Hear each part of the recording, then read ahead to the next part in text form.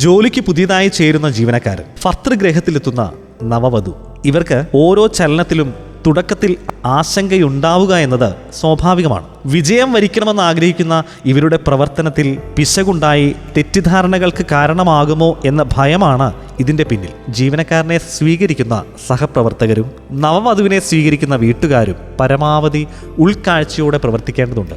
വന്നു കയറുന്നവർക്കും ആ ഉൾക്കാഴ്ച തന്നെ വേണം എന്നതാണ് സത്യം. പരീക്ഷ എഴുതുന്ന കുട്ടിയുടെ കാര്യം നോക്കുക. പരമാവധി മാർക്ക് നേടാനാണ് ഏത് കുട്ടിയും സാധാരണഗതിയിൽ ശ്രമിക്കുക. എന്നാൽ ഏറ്റവും കൂടുതൽ വിവരമുള്ള കുട്ടിക്ക് ഏറ്റവും കൂടുതൽ മാർക്ക് കിട്ടണമെന്നില്ല.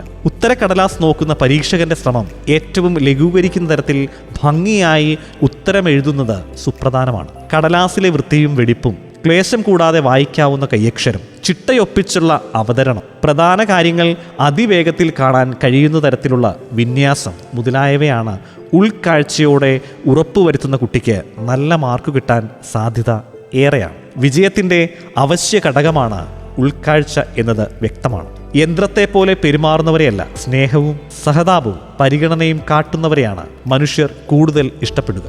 സത്യത്തിൽ ഉൾക്കണ്ണ് തുറന്ന് ഒരു ലൈക്കബിലിറ്റി ഉണ്ടാക്കിയെടുക്കുക എന്നതാണ് കാര്യം.